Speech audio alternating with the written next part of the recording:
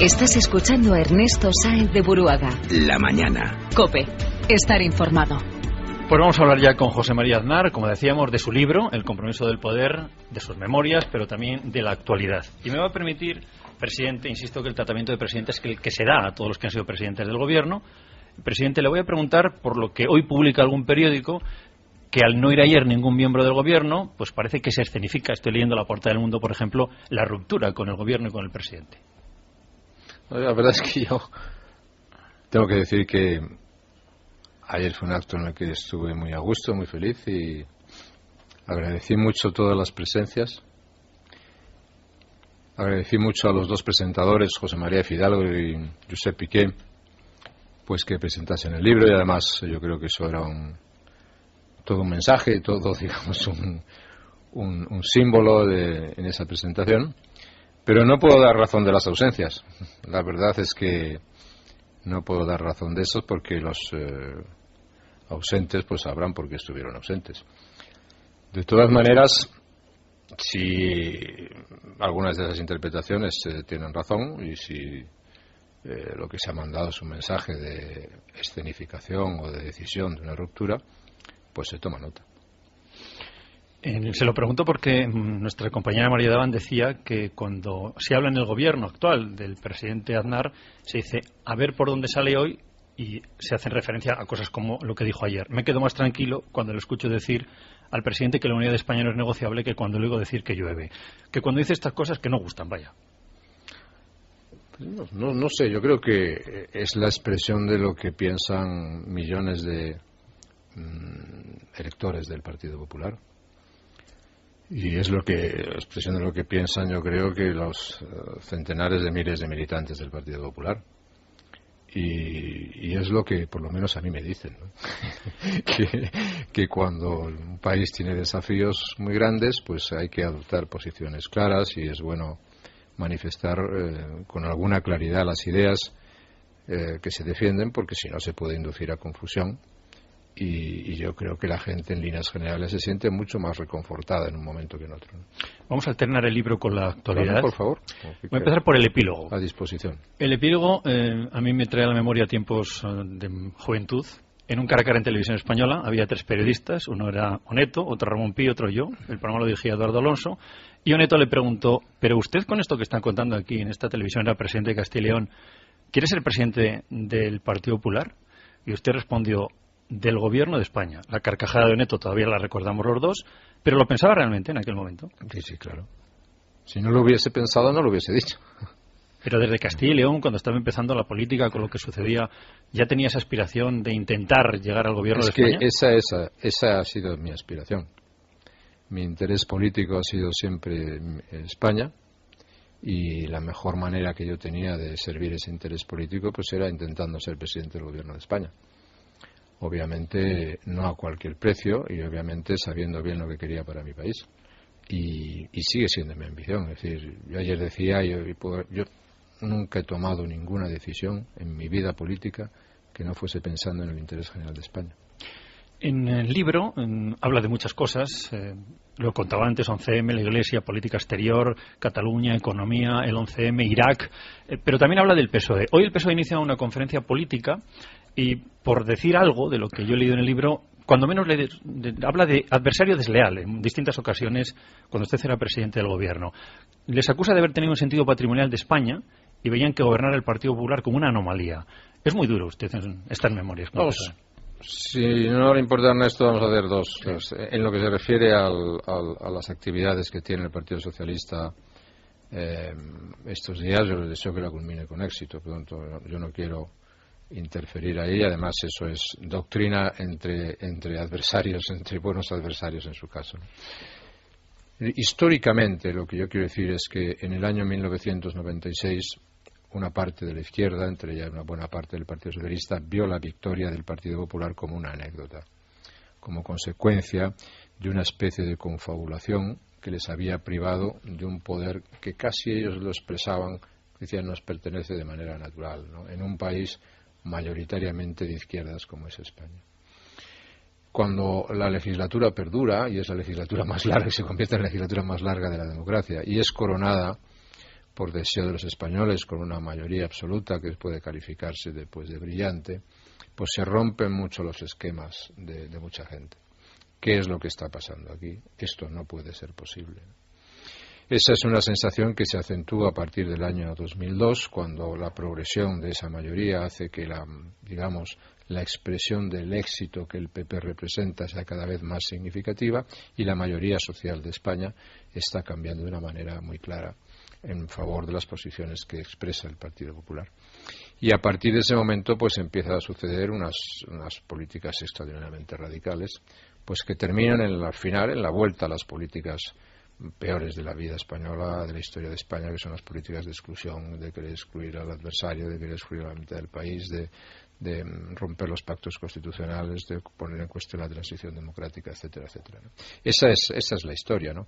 Y ahora, dentro de ese Partido Socialista, creo que desde hace mucho tiempo vive en una grandísima confusión, y esa confusión es la que le sigue haciendo hablar pues sobre federalismos que son procesos constituyentes, de defender el derecho a decidir en Cataluña, pero para decidir que no sé qué, de defender que un Estado central en otros sitios.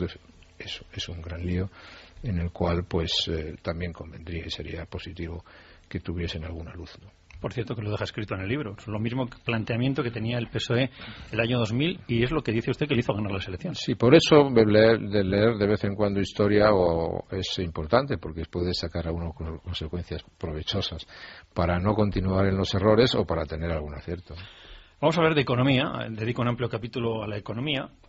Y la verdad es que usted destaca su llegada al gobierno, la situación económica, que hizo una política económica valiente, que bajó la fiscalidad, que hizo una serie de reformas, y la pregunta es obligada, es decir, ¿por qué no se ha hecho ahora lo mismo? O si usted cree que se ha hecho mal las cosas ahora y entonces se dieron bien. Bueno, lo primero que hay que preguntar es que los que se presenta el Partido Popular cuando va a las elecciones en las últimas elecciones generales, ¿qué es lo que le dice a los ciudadanos? Y el Partido Popular a los ciudadanos les dice algo tan sencillo como: miren ustedes, el país está en una crisis grande, pero no se preocupen porque nosotros ya sabemos de esto. Ya una vez nos encontramos un país en una crisis grande, ya sabemos lo que tenemos que hacer, y para eso pues estamos preparados. Algunos ciudadanos, algunas personas piensan que el problema de eso es que se empezaron a hacer cosas que no coincidían exactamente con lo que se había dicho, con lo previsto, ¿no? Cosa que a veces puede suceder por la realidad, o cosas porque la realidad te lo exige, o a veces porque sencillamente cambias de opinión. Pero eso conviene que lo expliquen quien lo puede explicar, ¿no? Nosotros nos encontramos con una situación complicada, en la cual España no cumplía ninguna de las condiciones para entrar en la moneda única, en el euro, y en 17 meses teníamos que cumplirlas. Era un país con un 7% de déficit, era un país con un 70% de endeudamiento, era un país con un 25% de desempleo, y era un país con la seguridad social en quiebra técnica. Y eso es lo que tuvimos que resolver. Y a eso nos pusimos con una determinación política muy clara, con decisiones muy claras desde el primer día, y el resultado fue un resultado pues que efectivamente la economía española se recuperó, y donde había desempleo pues pasó a haber empleo, donde había déficit pasó a haber superávit, donde había endeudamiento, el endeudamiento se alivió de una manera espectacular. Yo quiero decir que en el año 2004, cuando dejamos el gobierno, la deuda pública en España sobre el Producto Interno Bruto, sobre la riqueza nacional, el 38%. Vamos a superar el 100% el año que viene, lo cual es un problema de mayor envergadura. Pero, en fin, ahí se tomaron muchas decisiones, entre ellas pues es una reforma fiscal muy importante que hizo que se produjera una bajada de impuestos, la seguridad social que tenía déficit pasó a tener superávit, se produjo la revolución del empleo, más de 5 millones de nuevos puestos de trabajo, y todo eso fueron las consecuencias de una acción política, de un programa político, de algo que nosotros llevábamos inscrito, por decirlo de esa manera, en el ADN del Partido Popular, en las señas de identidad del Partido Popular, ¿no? Somos el partido que cree que los impuestos altos y los sistemas fiscales ineficientes no son buenos, somos el partido que cree en la estabilidad presupuestaria, somos el partido que cree que no hay que gastar más de lo que se ingresa, somos el partido que respeta el dinero del contribuyente, somos el partido que hace las reformas, somos el partido que crea oportunidades, somos el partido que hace que se generen empresas en España. Eso era el ADN del Partido Popular, y eso siempre ha sido una señal de identificación del Partido Popular. Eso fue un éxito. y de ese éxito, pues a todos los que contribuyeron a él, yo estoy muy agradecido y estoy muy satisfecho de haber podido mejorar de una manera sustancial el país, ¿no? ¿Sigue pensando que bajar los impuestos aumenta la recaudación? Sí. Lo que sigo pensando es que un sistema ineficiente como el que tenemos en este momento no es útil, porque es un sistema que no sirve. El sistema actual no sirve. Primero, los parámetros económicos de España van cambiando. El sistema fiscal va a tener que cambiar. Pero usted ha subido aquí muchísimo el impuesto sobre la renta. Incluso cuando alguien ha alardeado de decir, bueno, hemos subido el impuesto de la renta más que nunca se ha subido el impuesto de la renta, pues a mí esas cosas no me gustan, porque, digamos, el ADN del Partido Popular es lo contrario, ¿no? Pero eso está demostrado. Nosotros bajamos 2 veces el impuesto sobre la renta y se recaudó más. ¿Por qué? Porque lo que importa es que aumente la actividad económica. Usted tiene que tomar medidas que fomenten la actividad económica. Y eso significa que a la actividad económica se le sirve mejor con impuestos más bajos que con impuestos muy altos. Los tipos marginales en España, los tipos del impuesto de la renta o todos los impuestos en España son altísimos y producen cada vez peores resultados. ¿Por qué? Porque desalientan la actividad y realmente, además, provocan sinceramente un daño importante en la base productiva del país, que son las grandes clases medias de España. Usted, cuando aparece en los medios de comunicación, siempre provoca un gran revuelo. La última aparición coincidió con la polémica sobre el secesionismo y Cataluña, y dijo muchas cosas. Pero yo le pregunto concretamente, ¿estamos en un punto de no retorno en el tema Cataluña? Bueno, en un punto de no retorno, estamos en un punto en el que el secesionismo ha roto el pacto constitucional. Y por lo tanto, lo que no se puede plantear es romper el pacto constitucional y decir, ahora la ruptura del pacto la tienen que pagar todos los españoles y además me tenéis que pagar que, como me quiero ir, me vais a pagar mi salida. No, eso no puede ser. Eso está produciendo un desgarro gravísimo en Cataluña, un desgarro político, un desgarro social, desgarros familiares, desgarros empresariales, y eso se desgarrará mucho antes que se pueda desgarrar España, ¿no? Pero hay un desafío secesionista, y ese secesionista hay que afrontarlo, hay que contenerlo y hay que ganarlo, porque no se pueden aceptar desafíos a la nación, no se pueden aceptar desafíos al Estado, y la legislación y la ley tienen que ser cumplida con todas sus consecuencias. Pero, presidente, ¿eso cómo se hace? Porque los ciudadanos somos sujetos pasivos. Pues aquí la política porque son los la que Constitución tienen sí, es que hay que hacer política. La cuestión existe en hacer política, ¿no? La política se ha inventado para eso, para hacer política. Si usted me permite un punto de referencia, España ha conocido en otros momentos de la historia algunos desafíos de este tipo, pero yendo a la primera legislatura que yo presidí, pues tuvimos un desafío en el País Vasco en ese sentido. Ahí se sabe perfectamente cómo se actuó y cómo se hizo. Quiere decir que quien lo quiera estudiar ahí lo tiene, y no, salió bastante bien, dicho sea de paso. Pero unir a las fuerzas que piensan básicamente lo mismo, unir a la adición. Yo creo mucho en la política de integrar, en la política por adición, siempre he dicho. La política es un ejercicio de adición, de integración. No es ir dejando gente en las cunetas, es ir incorporando cada vez un mayor número de gente, ¿no? Y lo que ayer por ejemplo, se quiso o se podía escenificar en la presentación de ese libro es que personas como José María Fidalgo, antiguo secretario general de Comisiones Obreras, como Josep Piqué, que tiene una personalidad definida, que es ministro conmigo muchos años, o yo mismo, en ideas básicas referentes a la nación española, referentes al Estado, referentes a la necesidad de tener un Estado viable, a un sistema institucional vivo, a una economía activa, a una presencia internacional más fuerte de España, con todos los derivados políticos que eso puede tener, podemos estar perfectamente de acuerdo en la vigencia de los pactos constitucionales, en el valor de la transición, en la aplicación del Estado de Derecho, en el respeto a la ley, y eso es un mensaje muy importante. Yo creo que ahí está la gran mayoría social de España. Y quien sepa interpretar correctamente eso, yo creo que tendrán unos éxitos políticos muy importantes. Quien no lo sepa interpretar, pues cosechará unos fracasos políticos notables. Vamos a hablar del 11M. Dice usted que fue el peor día de su vida. Incluso escuchó una increpación pues durísima, señor Aznar, le hago responsable de la muerte de mis 2 hermanas. ¿Qué recuerda de aquel día?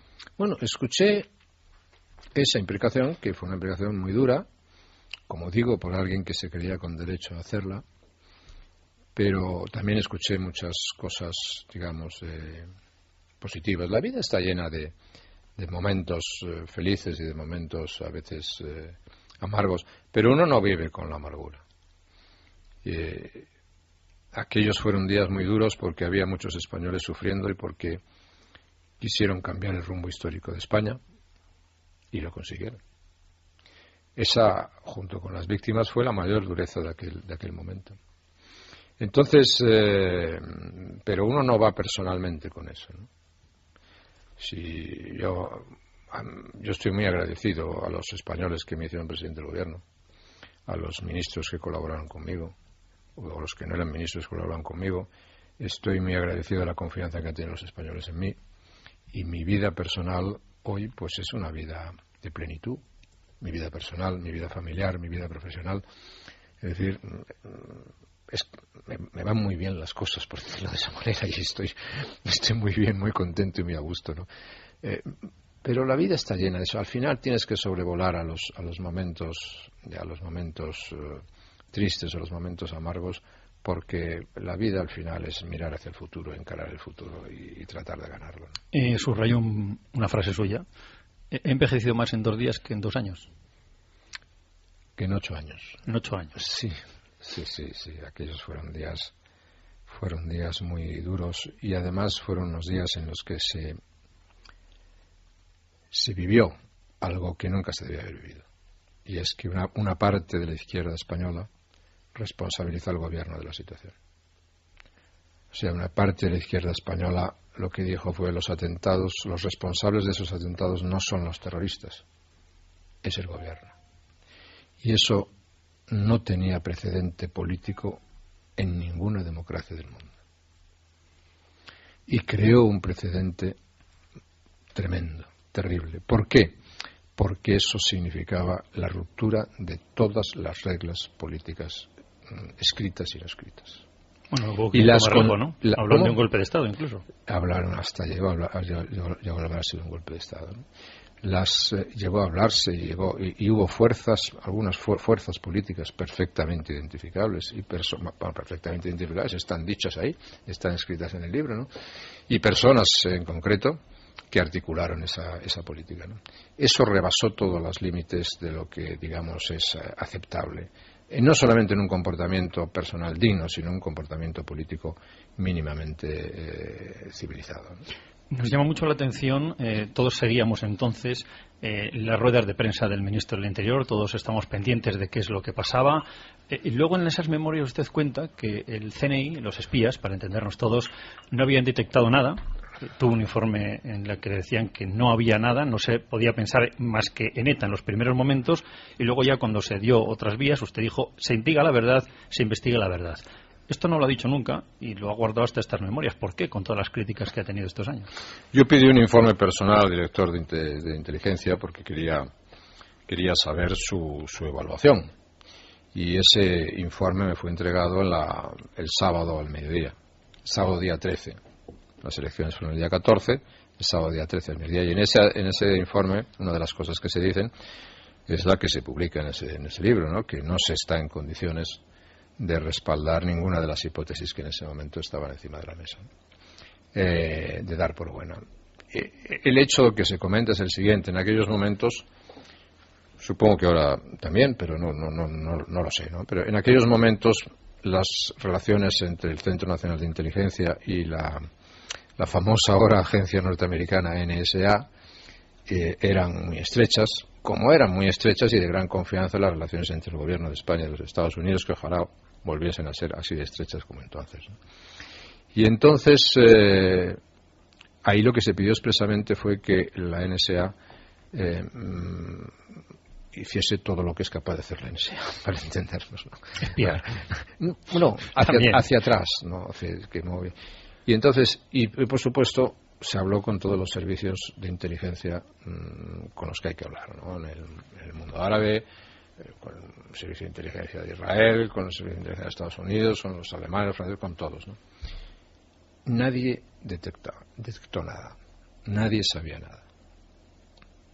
Todo el mundo tenía una interpretación, y las interpretaciones iban en el mismo sentido, que era en el sentido expresado por las investigaciones en España en los primeros momentos. Pero cuando expresamente a la NSA se le pidió vuelva, por favor, rebobinar atrás, rebobinaban 48 horas, nada. Pues que rebobinen una semana, nada. Pues que rebobinen, por favor, 15 días, nada.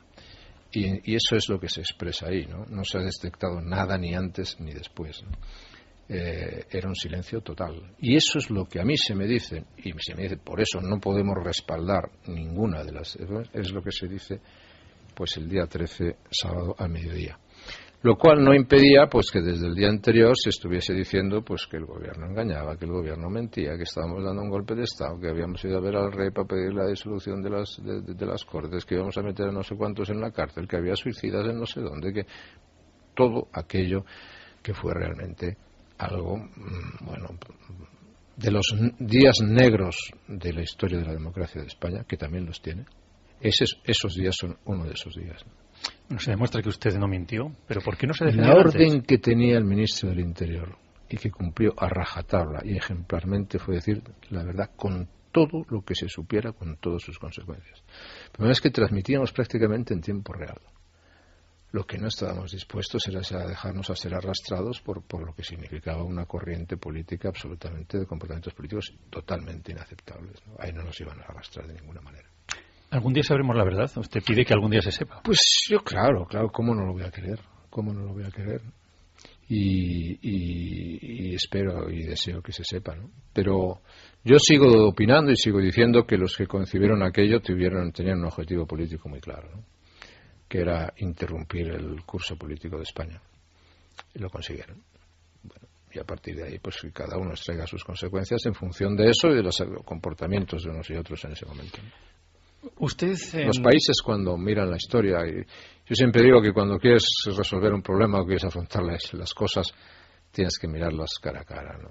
Y ayer dije un poco, yo no estoy hecho tampoco para resbalar en los problemas, sino para intentar encararlos y resolverlos. Empezó una guerra mundial el 11 de septiembre, una guerra contra el terrorismo, no lo conocíamos hasta ese momento, y aparece en el libro, como no podía ser menos, Irak y la famosa foto de los Azores. Yo me acuerdo en un programa de televisión, le hacía una entrevista, y le pregunté, presidente, ¿está usted seguro que hay armas de destrucción masiva en Irak? Y usted me dijo, sí. Por lo que sabemos, hay armas de destrucción masiva en Irak. Creo que era con la hipótesis que se manejaba todo el mundo y a partir de ahí le acusaban a usted de haber llevado a España, a las tropas de España, a los soldados españoles a la guerra, a una guerra, cosa que usted siempre ha negado, que no ha sido así. Esto es como siempre, pues una parte de que la verdad puede estropear una historia construida que algunos consideran bonita, ¿no? Pueden considerar bonita, ¿no? Pero yo decía antes que llegó un momento en que una parte de la izquierda decidió que había que cambiar la situación. La mayoría sociológica del país estaba cambiando y a partir del año 2002 pues todo vale para derribar al gobierno, para acabar con el PP, ¿no? Y no podía consentir una parte de la izquierda que aquello que consideraban que era suyo pues cambiase. Entonces, eso fue otra de una de las grandes expresiones de aquella situación. La verdad histórica es bien sencilla. Uno, España no participó en ese conflicto, en esa guerra.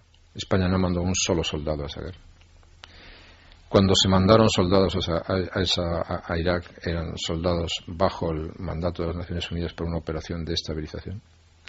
Segundo, España apoyó políticamente una intervención en Irak, como había apoyado políticamente y en este caso también militarmente una intervención en los Balcanes para derribar a Milosevic, como luego apoyó una operación para derribar a Gaddafi en Libia. Y la pregunta, y con 17 resoluciones de las Naciones Unidas que garantizaban esa situación.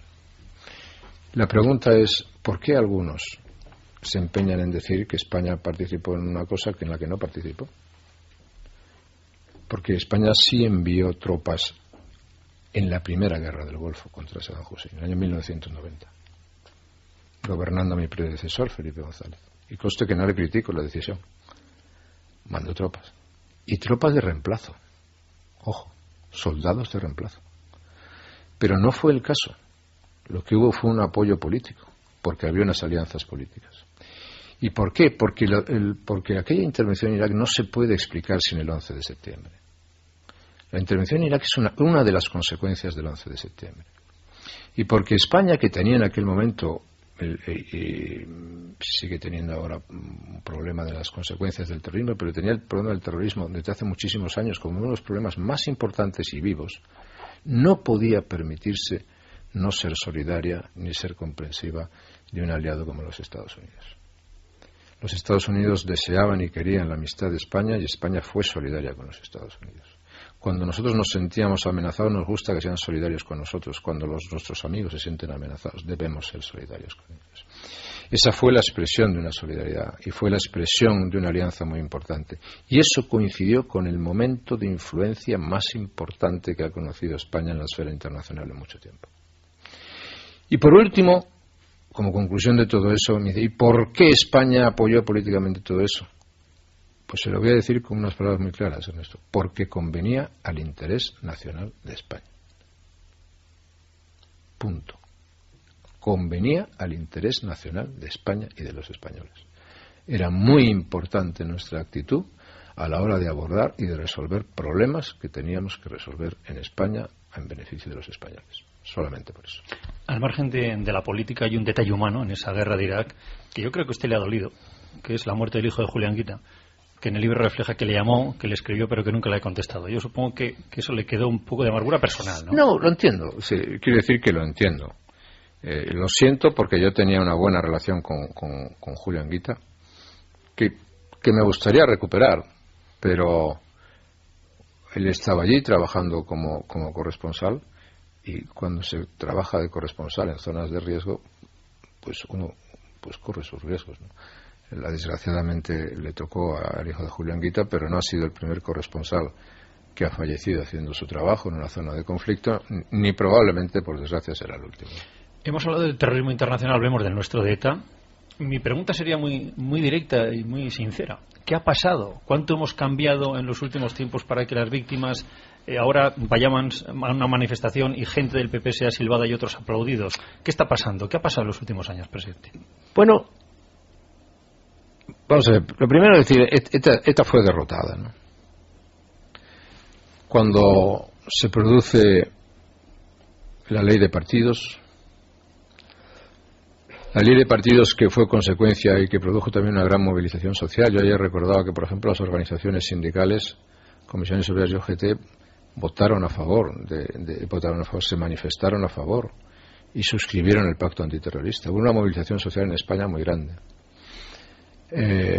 Ante los riesgos que se planteaban, se constituyó una alternativa constitucionalista con se hizo una política de adición, de suma, de integración.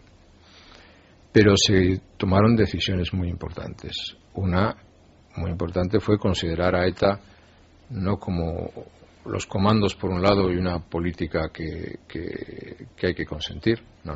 Primero, nosotros dijimos ETA es derrotable, no aceptamos la teoría del empate infinito. Vamos a por ellos. Segundo, no distinguimos, ETA es un todo. No hay una parte política y una parte que se dedica a cometer atentados o una parte financiera. Todo eso tiene que ser ilegalizado. Y se produjo la ilegalización de Batasuna. Había mucha gente que decía, bueno, cuando se produce la ilegalización de Batasuna va a arder el mundo, va a arder el país. Y no ardió nada, al contrario. Se pusieron las cosas donde se tenían que poner. El Tribunal Europeo de Derechos Humanos sentenció, en una sentencia histórica, que la legalización de Batasuna no solamente fue correcta, sino que Batasuna no tenía que ser legal en ningún caso, o otra organización similar a Batasuna, porque debe ser ilegal tanto por sus medios que utiliza como por sus fines. Es decir, no solamente por el hecho de cometer actos terroristas o justificarlos, sino por el hecho de pretender una sociedad totalitaria. Y eso es muy importante. Esa doctrina está en vigor. Otra cosa distinta es que no se aplique.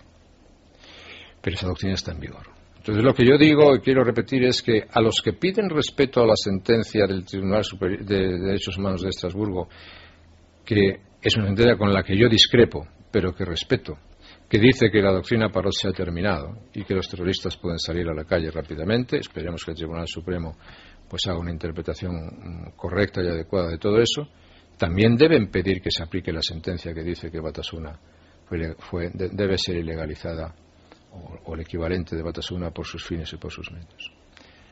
¿Por qué no se hace? Pues eso es una pregunta que yo no puedo contestar, Ernesto. Pero sí es una pregunta que muchos militantes del Partido Popular todavía pues nos hacemos, ¿no? Perdón por la extensión, ¿no? No. ¿Por qué Ortega Lara está fuera del PP y Bolinaga está en la cárcel? Está en la calle.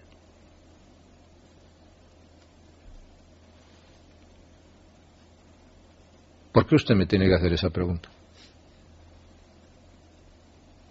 ¿Por qué yo tengo que contestar a esto?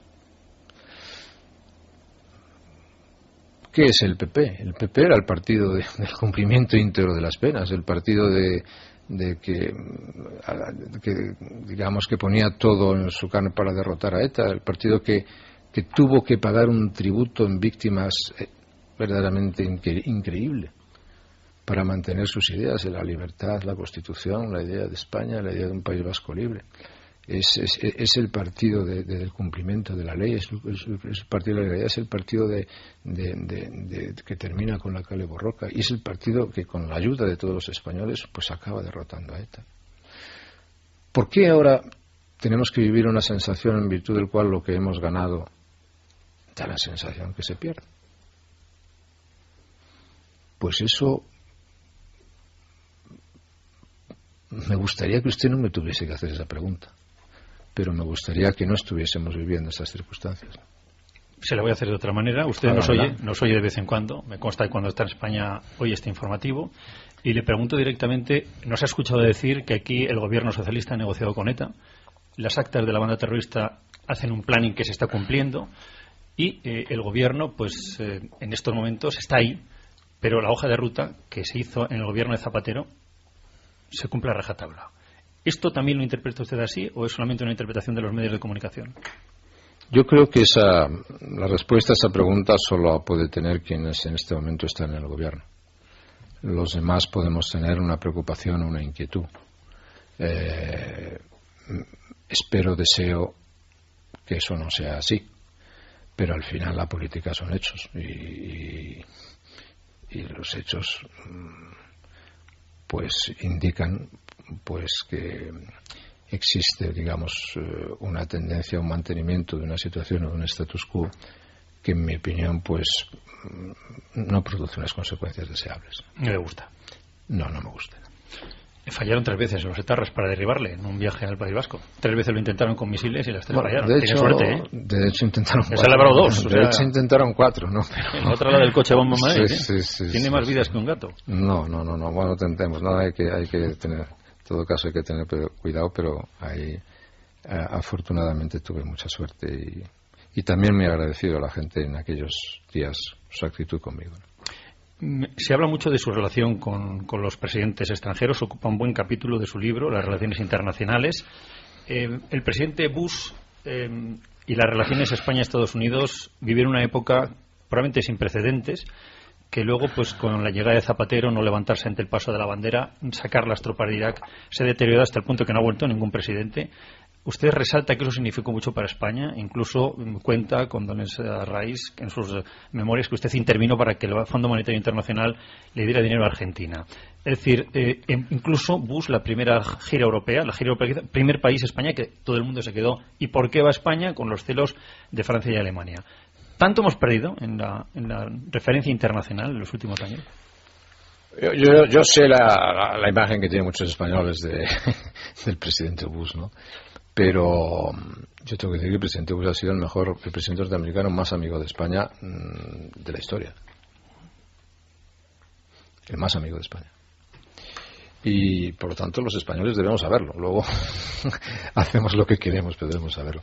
Pero no es tanto, había una relación personal estrecha como había una relación estrecha de colaboración seria con el presidente Clinton también. Son los 2 presidentes con los que yo traté. Más intensa en la época de Bush, y la sigo teniendo con los 2, una relación de muy buena amistad, también con Bush padre. Pero lo que era importante era la relación de confianza establecida entre España y los Estados Unidos, porque eso sí que servía al interés nacional español, ¿no? Y servía al interés nacional español en momentos muy críticos y para cuestiones muy sensibles, ¿no? España, que estaba en ese momento, por decirlo de esa manera, en forma, era la España que iba bien, que estaba en forma en Europa, que teníamos el mayor peso institucional que teníamos nunca, que teníamos un modelo económico que funcionaba y éramos puestos como punto de referencia, que nos convertíamos en un país que invertía mucho con una presencia exterior muy grande, pues además consigue una estrecha alianza con los Estados Unidos, que hasta ese momento solo la tenían países anglosajones. Y esa estrecha alianza con los Estados Unidos, con independencia de lo que pueden ser episodios políticos concretos, pues funcionó durante un tiempo hasta que se decidió que aquello pues no era bueno. Entonces algunos decidieron que tener una relación de confianza con el país más importante del mundo pues es interesante. Y entonces, pues a partir de ese momento, pues usted decide bajarse del autobús, pues se baja del autobús. Me va a permitir algo que le han dicho, yo he leído algún comentario que se pega un farol, eso que le dice al presidente de Venezuela, Chávez: si yo hubiera estado detrás del golpe de Estado que dices que estuve, no estarías en el poder. Eso es tal como lo cuento, eso es tal como lo cuento exactamente en el libro, y esa fue una conversación que tuvimos entrando en una cumbre americana en un restaurante muy famoso que hay en Lima, que se llama La Rosa Náutica, me parece. Y allí fue cuando se lo dije, efectivamente, sí. ¿Qué dijo? Que usted estaba detrás del golpe de Estado y que ¿por qué? Él estaba convencido que yo había tenido algo que ver y yo le dije que si hubiese tenido algo que ver, pues no me estaría haciendo esa pregunta. No te rías del Val, que luego le vas a hacer el retrato al presidente. Quiero hablar también de las relaciones con la Iglesia. Sí. En su libro leo: nadie me ha preguntado nunca por mis creencias, aunque dicen que pertenezco a un movimiento religioso. Sí. Yo he escuchado muchas veces a gente decir: no, esto andar, que es de esta organización, o mi mujer, que es de esta organización, mis hijos, que son de esta organización, o de esta otra. Nosotros nunca hemos sido de ninguna organización, ni nunca tenemos nuestras creencias, procuramos no hablar de eso públicamente, pero sí, yo creo que la iglesia y lo que representa la Iglesia en España sin duda es muy relevante, muy importante. Y eso hay que tenerlo muy en cuenta, ¿no? Lo que es la expresión de un sentimiento mayoritario, se ejercite o no se ejercite, luego de los españoles, y lo que es la historia de España, ¿no? La historia de España, usted podrá ser partidario o no ser partidario, pero es muy difícil hablar de la historia, es muy difícil hablar de la situación en España y no hablar de la Iglesia, ¿no? Y lo que representa la Iglesia. Y eso, pues, yo tuve la fortuna traté con varios presidentes de la Conferencia Episcopal, ¿no? Pero sobre todo con el actual presidente de la Conferencia Episcopal, pues con el cardenal Rouco Varela, que es una persona a la que quiero y respeto mucho, pues y que puedo considerar mi amigo, o es un amigo, pues yo creo que el cardenal Rouco es una persona que marca una etapa muy importante en la vida de la Iglesia en España. Algún obispo vasco ya le dio algún disgusto en su época, ¿eh? También lo refleja en el libro. Algún obispo que andaba por allí, ¿no? Sí. Bueno, pasa que había obispos que eran más nacionalistas que obispos, ¿no? Y que eran obispos para una parte, no eran obispos para otro, ¿no? Pero yo creo que la pastoral que en materia de lucha contra el terrorismo hizo la Conferencia Episcopal Española, después de algunas incidencias, fue una pastoral de enorme importancia y trascendencia. Voy a leer textualmente una frase porque refleja todo. Yo creo que es el único personaje del que habla así. El Papa Juan Pablo II es la única figura pública por la que he sentido la vez de respeto, admiración y devoción. Sí. Es que respeto, admiración y devoción es muy complicado. Puedes tener respeto y admiración, pero no tener devoción. Con el Papa Juan Pablo II, sí, yo creo que es la personalidad en términos de liderazgo más impresionante que he conocido, ¿no? Y sus convicciones, sus creencias, la manera de expresarlas, su actividad era verdaderamente impresionante. Incluso sus últimos meses, ¿no? Sus últimos años, su lucha tremenda por mantenerse era realmente emocionante, ¿no? Y yo lo sigo diciendo, sigo teniendo un recuerdo de respeto, de admiración y de devoción por él. Tuve la oportunidad de tratarle mucho, tuvimos muy buenas conversaciones, tuvimos muy buena relación, y siempre me enviaba mensajes de mucho aliento y de mucha comprensión, y a veces muy expresivos, como era él. Personales, no políticos. personales. Bueno, muchas gracias por haber venido, porque hoy no le hemos dejado hacer su serie, como decíamos aquí hace tiempo cuando le teníamos el invitado, decía 3.000 como dice algún amigo mío, el descanso también fue una parte del entrenamiento. aunque hemos venido a trabajar. Vamos a hacerle un regalo, que es el retrato que durante el tiempo de la charla que hemos tenido le ha hecho Luis del Val. Para los que no lo han visto por Canal 13, describamos que lleva un discreto traje azul, una camisa blanca rayada en cuadros, con puños abrochados con gemelos de tela y una corbata casi exactamente del mismo color que el traje. En la muñeca izquierda un peluco grande, propio de los chicos que hacen deporte, como decía ahora Ernesto, y lo debe hacer porque está magro de carnes, enjuto, como si no quisiera desmentir a la leyenda, y verlo es una especie de regreso al futuro, porque la fisonomía apenas ha cambiado. La raya en el mismo lado, cosa lógica en un hombre que no gusta que nadie se pase de la raya, y el tupé cayendo sobre el lado izquierdo. En la espera cruza los brazos en un gesto que puede que comenzara a ensayar en el buen alumno que fue. En la reflexión evocadora suele acercar el dedo derecho al pómulo del mismo lado, y en la explicación del presente, como yo recordaba, extiende las dos manos enfrentadas las palmas, como si en ese espacio se encontrara el asunto, y él lo iza y lo desciende, como si la realidad fuese un asunto ya conocido que sabe cómo manejar. Es ahí donde se muestra más ejecutivo, o como dicen los agrimensores del alma, agresivo en el sentido laboral del término. Solo en ese instante, porque en general predomina una actitud aquietada que podría confundirse con la frialdad o con la desconfianza, pero que se me antoja que nace de la prudencia. Como siempre, este hombre proyecta dos impresiones distintas. En la primera parte del partido parece distante, en la segunda se muestra seguro, más cercano y convincente, hasta el punto de que uno le contaría un secreto, porque te ha persuadido de que al margen de estar de acuerdo o no con sus opiniones, sabes que está garantizada esa clase de discreción que no traiciona. Muchas gracias, Luis. Muchas gracias, como siempre. ¿Cuánto envidio lo bien que escribes? Bueno, el libro no está mal. Yo, en fin, en cualquier caso, hoy ha subido el pan, porque cada vez que habla el señor Arana sube el pan. Muchas gracias por estar con nosotros. Es un placer.